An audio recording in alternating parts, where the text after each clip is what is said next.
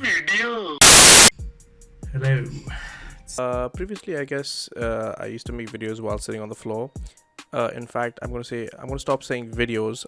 Video. So I'm back after a very long break. You can see I've got a nice setup over here, mic and everything. The last video I made actually got a lot of views. Was regarding the whole Jovina Choi and Gojek kidnapping incident. I know exactly who to thank for that, and that is Jovina. If you're watching this video, I love you.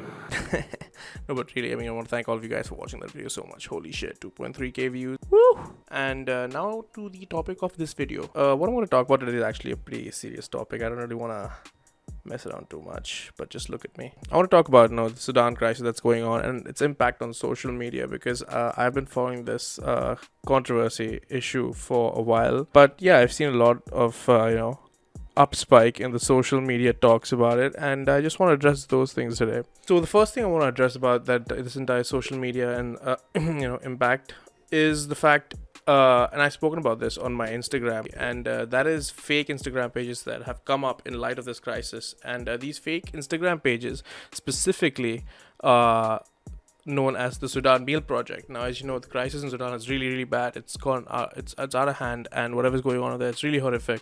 And we can only hope it gets better for the people over there. But now these Instagram pages, what they're trying to do is they're called the Sudan Meal Project, and what they say on their page is, which only has one post, by the way. The page is just one post, just one post, just that post. And that post says that for every follow and like that that post gets, or any share it gets onto someone's story, they will feed one hungry Sudanese child. And as good as that is, it shouldn't take a social media like, share, or follow to feed a Sudanese child.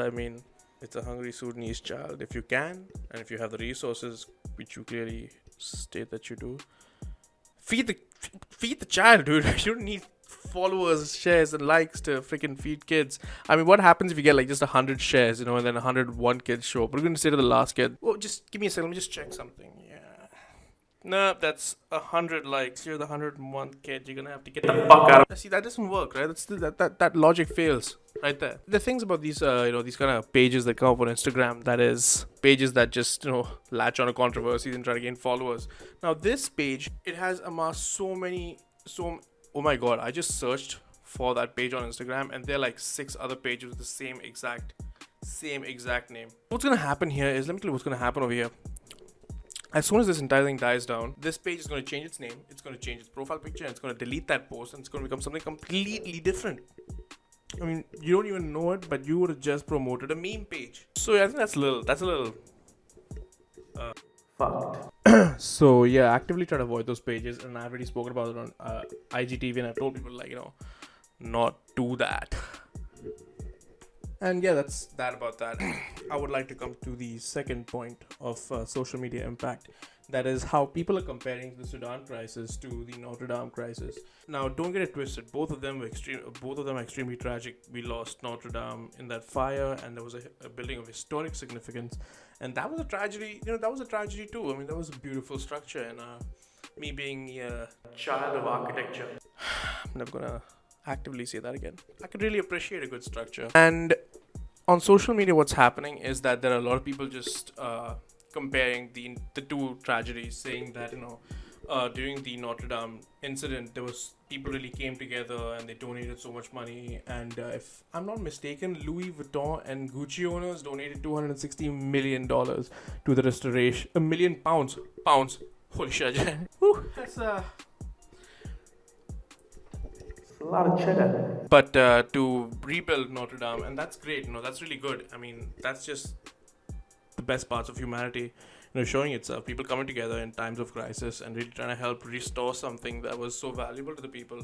That's great. I'm not going to take anything away from that. Now, here's this other incident, the Sudan crisis, where you have, according to the stats, and when I say stats, I'm reading off Instagram posts, so I cannot vouch for the legitimacy of it. But, it has to be somewhere along that range, I can imagine. Sudan massacres have 500 people killed, 723 injured, 650 arrested, 54 raped, 1,000 missing bodies, and about 118 bodies dumped into the Nile River. Here's the thing, okay? You have such powerful people like the owners of Louis Vuitton, Gucci, and definitely there were so many other people who came in together at the time of Notre Dame's fire to just help, to just donate, do whatever little they could, and that's beautiful. But there are people also saying, what about now? Where are you guys now? When all that could help such a large amount of people, your fellow man, where are you guys now? And that is an extremely valid point. I mean, if you have the power, if you have resources, why don't you just come and help out over here as well? I mean, there's nothing wrong with it. But at the same time, I have had people tell me that, that's not exactly the right way to go about it. I mean, you can't just throw one tragedy under the bus. And I completely agree with that. We can't throw Notre Dame under the bus saying, it was just an empty building. And people actually need help in Sudan more than Notre Dame ever will. That doesn't mean, even though 0 people were killed, only 3 people were injured, and there was only one building that was on fire, that doesn't mean you just throw it under the bus. What I think is bringing all of this to the surface is the fact that there has been a lack of response to the Sudan crisis in comparison to what happened in Notre Dame. Right? And that's just human nature. I mean, people want to see other people being helped, and that's the goodness in them.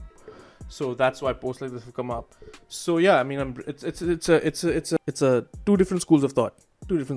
But yeah, those were my 2 cents on the entire topic. When I say topic, I mean just the impact of Sudan crisis on social media.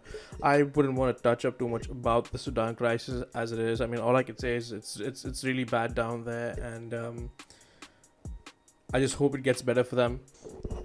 But yeah, those were my 2 cents on the entire matter. And wow, that was a lot of serious talk today. Yeah, I mean, shit. Should I become a teacher? I'm sorry, that was a bad joke. I'm sorry. I'm really sorry.